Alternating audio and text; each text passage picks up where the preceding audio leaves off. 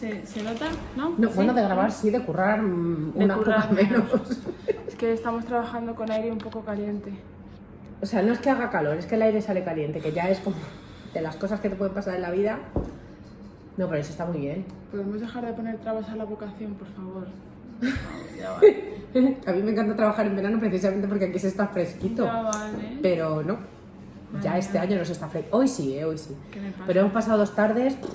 Regulinchis tirando a malinchis. Uf, es que se nos ha concentrado todo el calor aquí en el cerebro. Yo creo que se nos ha licuado alguna neurona. Lo mismo hoy metemos la pata un poco. Lipotimia. Bueno, Oye, avísame, que esto es lo que hacen los Venga, presentadores al finalizar. y al empezar. Cuaderno nuevo, es que claro, ya hemos hecho muchas cosas. Hoja con el vieja. Bueno, Bueno, hoy vamos con el tema maravilloso y fantástico que le gusta aquí a la rubia. ahora ya soy rubia, oficialmente. Es que estaba en la pelo, entonces me he aclarado un poco el pelo y ahora soy la rubia. Pues bueno, pues vale, está bien, como la cerveza, vale. Bueno, ¿no? Bien. Vale, sí. continúo, ¿vale? Porque te has Sí. emocionado con lo del Venga, pelo. sí, un poco sí. Aprovecho para recordar que en el episodio próximo tenemos invitada especial, ¿vale? Y nada, es una compañera de Nefro, que ya que estamos con el bloque, que nos va a contar lo que pasa antes de que un paciente empiece con la diálisis, que es de lo que vamos a tratar hoy, los cuidados y eso. Hoy vamos a hablar de Hablaremos un poquito más. del fracaso renal agudo y crónico y cuando un paciente tiene que dializarse. Y entonces, pues así hablamos con una especialista en diálisis. Aquí tenemos otra. Ah, bueno, Oye, ya lo dije la semana pasada. Vale, Cada vale. uno es experto en una cosa, pues me he tu puesto especialidad, nerviosa. tu especialidad es la diálisis. Ujú. Entonces, Y el bizcocho de limón. cosas que pasan para que un riñón no funcione bien. Una de las causas que es ahora en verano, que lo tratamos un poco. Entonces, el fracaso renal puede ser una cosa aguda, es decir, hay un deterioro de la función renal que es potencialmente reversible y se resuelve y ya está, pero también puede ser crónica, que es para siempre. Entonces, la aguda es una disminución del filtrado glomerular de menos de 7 días, con o sin disminución del volumen urinario, es decir, algunas de las causas tienen que ver porque se orine más o menos, ¿vale? Esto conduce a un acúmulo de urea.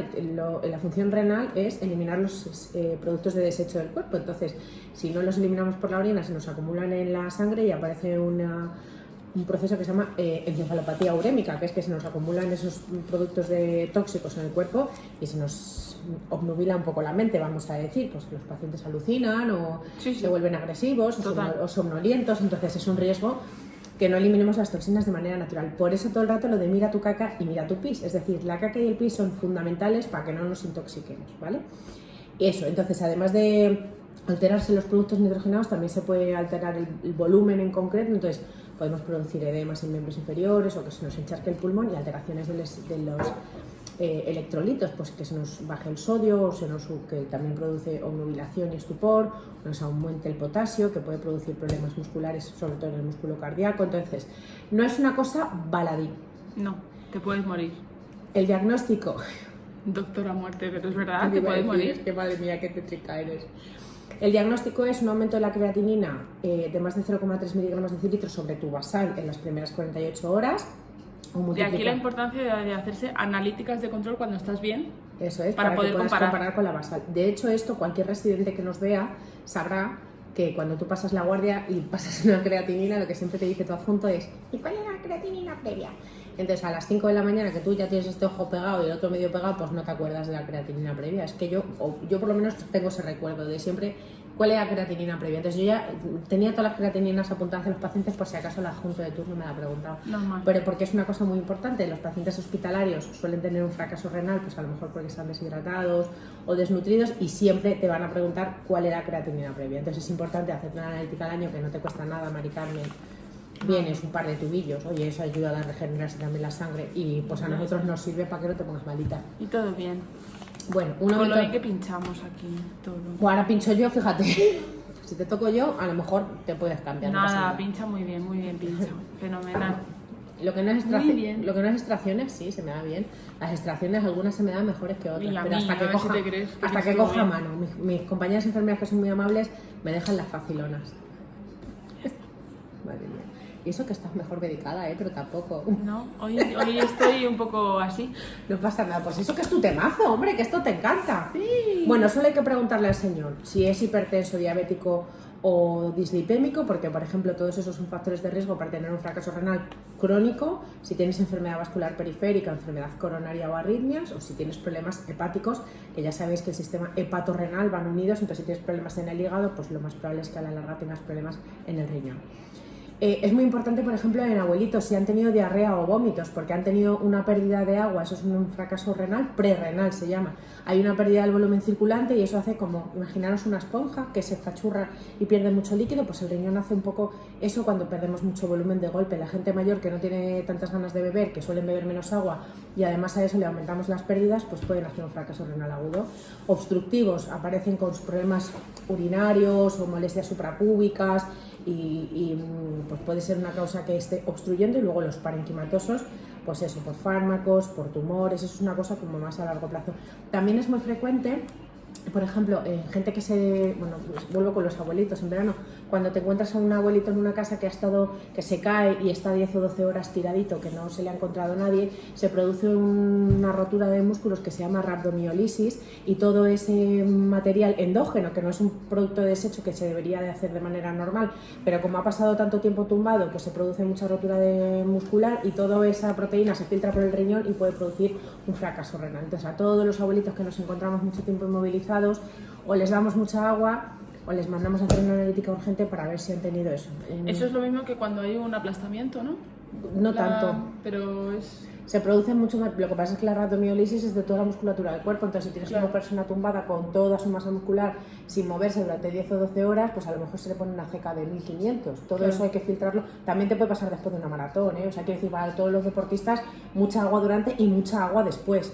También aumenta el ácido úrico y puede tener una crisis de gota después de una cosa deportiva así como de alto impacto. Entonces, pero eso filtrado en un riñón joven, bueno, pero que bebáis bien de agua. Filtrado en un riñón mayor, pues regular, ¿vale? Entonces, cuando es una cosa de la bulimia, es decir, pues están pues la turgencia de la piel, tiene el signo del pliegue, están hipotensos, tienen la boca seca, no tienen lagrimilla aquí en el ojo, les miras debajo de la lengua y no hacen pompitas, ¿vale? Que es que no está bien hidratada la mucosa oral, y entonces nosotros hacemos normalmente una analítica y con eso nos hacemos, las pruebas normales, pero cosas de la analítica que me ha gustado aprenderme es que si el fracaso es perrenal, el sodio es de menos de un 1%, y si es parenquimatoso, el sodio en orina es más del 2%. Entonces, fíjate, esa cosa muy de laboratorio a mí se me olvida de una vez para otra, así que me ha venido bien rememorarla. Entonces, datos de que el fracaso renal agudo no es tan agudo y es algo más crónico, que el paciente tenga buena tolerancia al síndrome urémico. Todos los pacientes que tienen un fracaso renal crónico, esto que hemos explicado de las toxinas en la sangre, pues lo llevan muy bien. No es que de repente empiecen a ver a su mamá o estén obnubilados o estuporosos, es algo que lo llevan como mejor, ¿no? Y luego en la analítica aparece una anemia y aparece una hipocalcemia, y en la prueba de imagen los riñones ya están disminuidos de tamaño, porque la masa renal va perdiendo nefronas, que son las células renales, a lo largo de la enfermedad, es decir, es como que se va deteriorando el riñón poco a poco, y es porque hay una pérdida de la masa renal. También hay una pérdida de la masa renal asociada a la edad, es decir, todas las personas mayores tienen los riñones más pequeños que cuando eran jóvenes, todos, pero en aquellos nefrópatas crónicos pues les pasa antes. Y entonces la enfermedad renal crónica es lo mismo que hemos hablado, pero es un proceso progresivo y este es irreversible. En el otro tú devuelves el volumen o quitas la obstrucción o el problema parenquimatoso que está produciendo una infección, que está produciendo el fracaso renal, y entonces se resuelve el fracaso renal, pero en este caso ya es irreversible, ¿vale? Entonces, en este caso uno de nuestros marcadores es la albuminuria, que nos permite subcategorizar a aquellos pacientes dentro de los diferentes estadios, porque hay diferentes estadios de enfermedad renal, pero los que tengan además microalbuminuria aumenta el riesgo de progresión y es peor, o aumenta la mortalidad. Entonces, no es un marcador de daño renal per se, pero sí de que el pronóstico va a ser peor, ¿vale? Entonces, igual, factores de riesgo es muy frecuente la nefropatía diabética, la nefropatía hipertensiva, por eso a todos los hipertensos y a los diabéticos os hacemos una analítica de sangre y de orina. Antecedentes familiares pues de masa renal o de alteraciones auditivas, que puede haber enfermedades genéticas relacionadas. Hay que mirar el fondo de ojo porque a lo mejor eres hipertenso y tienes un problema de un papiledema, es decir, un aumento de la presión intraocular y que pueda producir un daño ocular. Descartar soplos abdominales, pues causas que puedan estar produciendo una alteración renal tumorales fundamentalmente. Y una de las cosas que pasa cuando ya estás urémico es que te rascas mucho. Y la piel se cae. Eso es. Como caspa, igual. Eso es. Se deshace. Eso es un síndrome. Te bajas el calcetín y hay nieve. Urémico. O sea... Eso es, tal cual. Y además, aunque bebas agua, se sigue cayendo la piel así. O sea, tú puedes hidratarte la piel un montón por fuera, pero se sigue deshidratando igual porque el riñón no es capaz de movilizar el volumen circulante tan bien como lo haría si el riñón funcionara bien. Entonces, aunque bueno, pues tienes un aliento específico que se llama fetor urémico, aparecen unas manchas como pigmentadas en la piel, aparecen síntomas como de desnutrición, las piernas como muy delgaditas, los brazos como muy delgaditos, a lo mejor tienes tripita, pero el resto del cuerpo está como muy huesudito, ¿vale? Y sobre todo eso, te rascas un montón porque te pica mogollón y lo que dice Sofía, bajas el calcetín o incluso la camisa, que también lo he visto en los brazos, sí.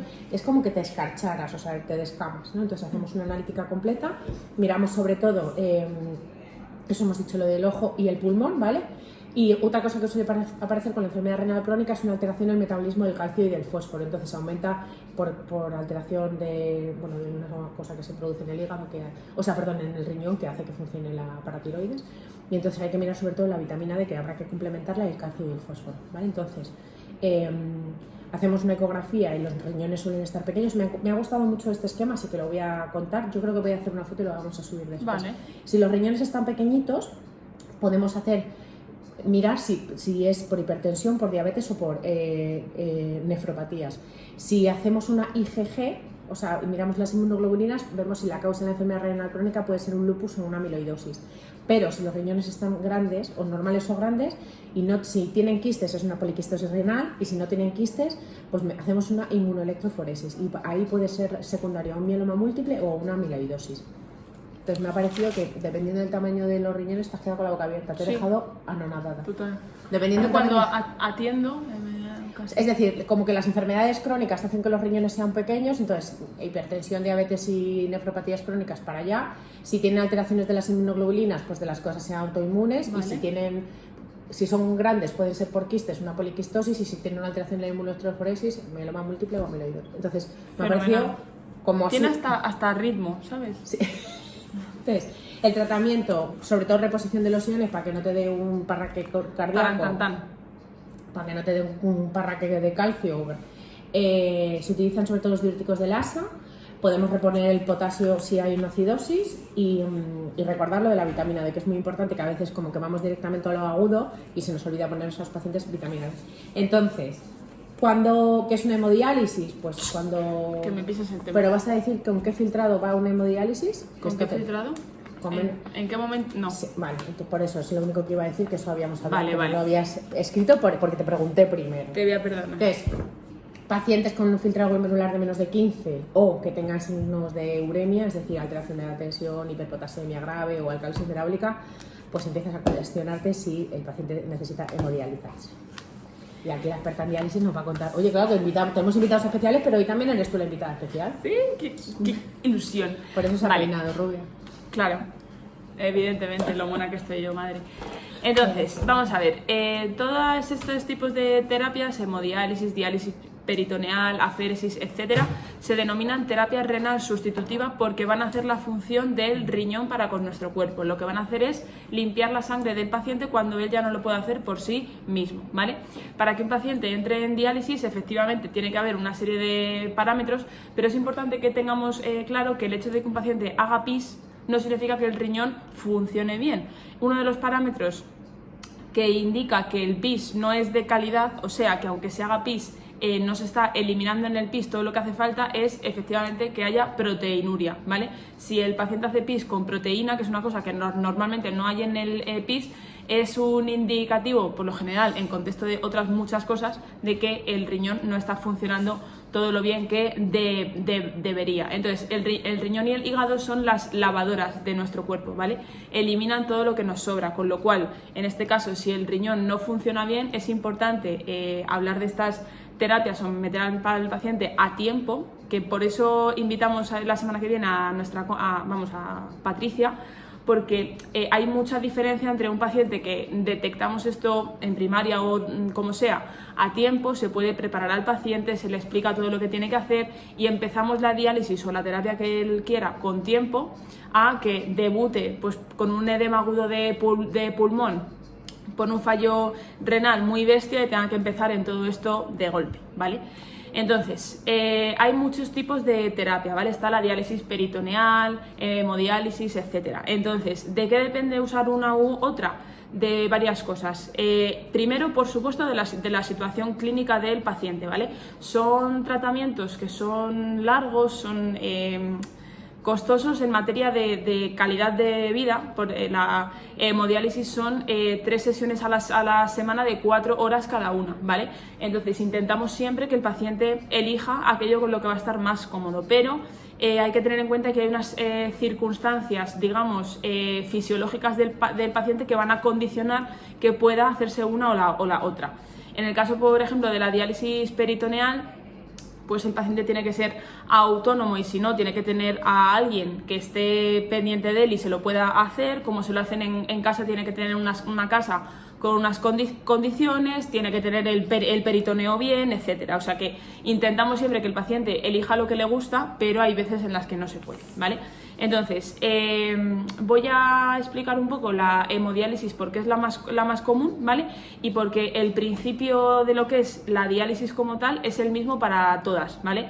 Luego hay un montón, están los hemofiltros, tal, esas son como más selectivas, digamos que limpian cosas más concretas de la sangre, pero el principio es el mismo, ¿vale? Haré un vídeo próximamente sobre los accesos vasculares, ¿vale? Que son las puertas de entrada que ponemos en el paciente para sacar la sangre y meterla en la máquina, ¿vale? Como los portacap que se ponen eso en los pacientes. Es como una vía, eso igual, lo que pasa que son un poco más difíciles, ¿vale? Entonces lo voy a explicar, pero por si alguien pues está a punto de hacerse una fístula, lleva un catéter tal, quiero hablar de ello con un poquito más de tiempo, con dibujos y eso, porque creo que se ve mejor, ¿vale? Entonces, ¿la diálisis qué es? Bien, a través de un acceso vascular, que puede ser o una fístula que se hace con las venas y arterias del paciente o con un catéter, ¿vale? Lo único que importa del acceso es que sea capaz de movilizar una gran cantidad de sangre, ¿vale? Tenemos en el cuerpo más o menos unos 5 litros de sangre, ¿vale? Y a la máquina de diálisis sale en total unos 400 medio, ¿vale? Entonces, en cada vuelta se limpia más o menos eso, pero claro, hacen falta muchas vueltas para que la sangre quede bien, ¿vale? Con lo cual es importante tener un acceso que funcione bien y que permita que salga la mayor cantidad de sangre posible con unos rangos de seguridad para el paciente, ¿vale? Entonces, a través de un acceso vascular se conecta al paciente a la máquina de diálisis, ¿vale? La sangre sale por el acceso arterial, o sea, el acceso siempre tiene dos luces, dos vías. El arterial, que es por el que la sangre sale del paciente a la máquina, y el venoso, que es por el que la sangre vuelve de la máquina limpia hacia el paciente, ¿vale? Una maravilla. Entonces, se le llama el riñón porque si os dais cuenta, normalmente la sangre sale de nosotros por las venas, pero en este caso el arterial es el que sale porque es por la o sea, por la arteria renal por la cual la sangre entra al riñón, igual que entra a la máquina de diálisis, ¿vale? Entonces, ¿qué tiene la máquina para limpiar la sangre? Bien, esto es la magia de la diálisis, ¿vale? Lo que hacemos nosotros es un baño, se le llama así y lo que lleva es agua purificada, un bicarbonato que es una base y un ácido, ¿vale? Entonces con esto hacemos una especie de cóctel que se adapta perfectamente a las necesidades del paciente. En función de si el paciente necesita más calcio, más potasio, menos sodio, etcétera, se hace un baño que tenga exactamente lo que necesita el paciente. Entonces, en el interior de la máquina, que es una máquina muy compleja en la que no me voy a meter porque es mucho lío, aunque si alguno tiene la duda, yo grabo un vídeo con todo el gusto del mundo, se ponen en contacto la sangre con el baño, con el líquido, ¿vale? Por supuesto, todo en condiciones de esterilidad, etcétera, ¿vale? Entonces, lo que pasa, por una serie de mecanismos físicos, el más conocido es la difusión, ¿vale? Se contraponen la sangre y el baño, y entonces si el baño tiene más cantidad de sodio y la sangre menos, pues el sodio pasa del baño a la sangre, y si la sangre tiene mucho potasio y el baño menos, el potasio pasa de la sangre al baño. Al final lo que conseguimos es que la sangre tenga exactamente lo que el paciente necesita, que es lo que conseguiría si el riñón funcionara, pero no lo hace, ¿vale? Entonces, la diálisis consiste en que durante 3 horas 45, unas 3 veces a la semana, ¿vale?, la sangre pasa por un proceso como este, y al final el paciente lo que recibe es sangre limpia, purificada, ¿vale? Equilibrada. Le damos lo que necesita, pero no entra, pero por un filtro que funciona. Eso es. Entonces, le he pedido a Patri a ver si me podía grabar un vídeo de un montaje de la máquina de diálisis. Si no, pues intentaré conseguirlo tirando de algún contacto para que lo veáis, porque está muy chulo, ¿vale? La diálisis es un proceso muy complejo, hay un montón de parámetros que hay que controlar, en los que no me meto, ¿vale?, porque es un poco lío. Pero otro de los conceptos que es importante y que quiero que quede claro es que, aparte de limpiar lo que sobra, si no hacemos pis, aparte de acumular desechos, acumulamos agua, ¿vale? Entonces, hay una prueba que nos explicará Patri en el próximo vídeo, pero que menciono para explicar esto, que se llama bioimpedancia, que lo que hace es medir la cantidad de agua que le sobra al paciente, ¿vale? O sea, diferencia perfectamente entre el agua que forma parte de tu cuerpo y el agua que te sobra porque no has eliminado con el pis que no haces, ¿vale? Hay básculas de bioimpedancia también para eso es. eso. Entonces, la diálisis, aparte de quitarte esto, te quita el agua que te sobra, porque claro, si no, llega un punto en el que el agua ya no te cabe y entonces se empiezan a hinchar las piernas, luego sube al pulmón y luego nos toca correr un montón, ¿vale? Entonces, la cantidad de agua que quitamos en la sesión se le llama el peso, ¿vale? Entonces, cuando el paciente llega, lo primero que se hace es que se le pesa, ¿vale? Pues para ver... O sea, nosotros tenemos apuntado el peso real del paciente, y cuando él pesa nos damos cuenta de si le sobran 2 kilos de peso, o 1, o 3, etcétera. Que es de retención de líquido. Eso es. Evidentemente, estos pacientes tienen que llevar una dieta y unos hábitos estrictos, ¿vale?, para que no traigan ni mucha cantidad de desecho ni mucho peso, ¿vale?, porque no se puede quitar todo. En las sesiones de diálisis hay una serie de complicaciones que ahora mencionaré y que empeoran cuanto más hay que quitarle, porque al final la sesión tiene que ser más agresiva para con el paciente, ¿vale? Todo esto nos lo va a contar Patri en el próximo vídeo, así que por eso no me meto ni en dieta ni en nada, ¿vale? Entonces, a los pacientes con insuficiencia cardíaca, por ejemplo, también les pesamos en la consulta, porque claro, los aumentos de peso son por derrame, por edema en algún sitio, entonces lo que hacen es que se les hincha el pulmón.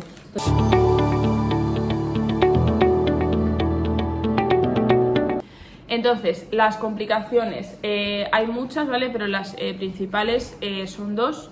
Una es la hipotensión, porque al final le estamos quitando al paciente sangre de su cuerpo, ¿vale?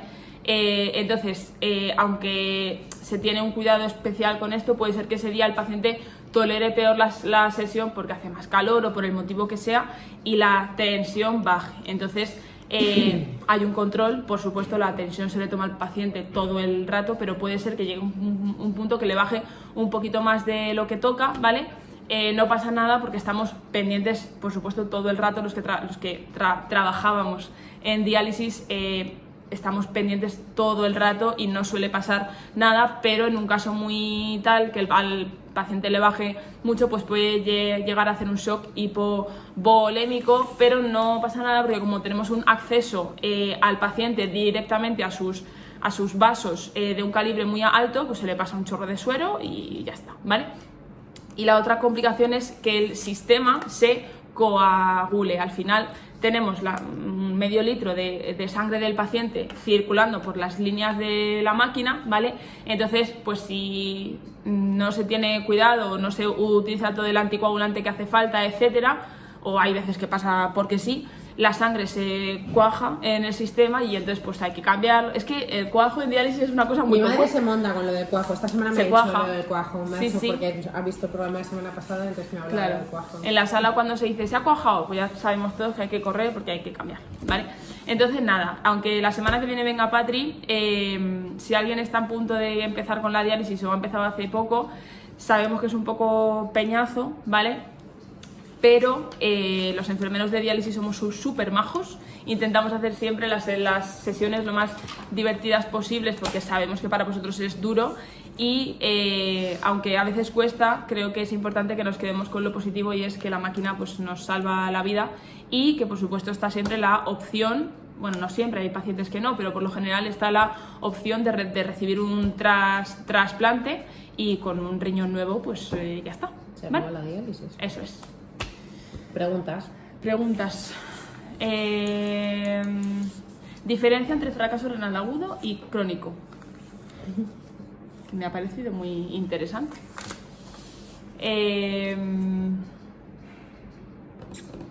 Vale. Ay, sí. ¿Qué suplemento no se te puede olvidar poner a un enfermo Ay, sí, importante. renal crónico? Vale.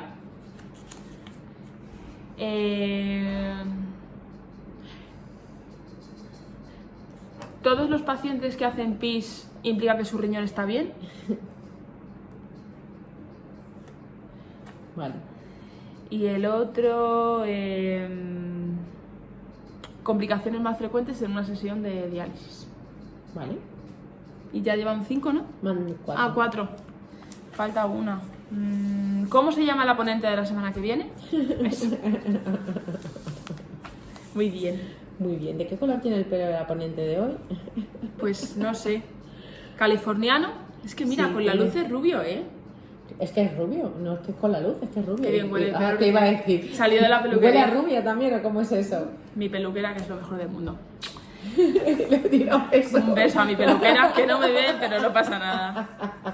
Vale. Pues estamos. Pues nada, pues Bueno, muy bien. la semana que viene. Mira tu pis, ¿vale? Y tu caca, Y no os y tu perdáis el caca. vídeo de la semana que viene, que va a estar mucho. Como este, que está muy chulo también. Buena Hasta semana. luego.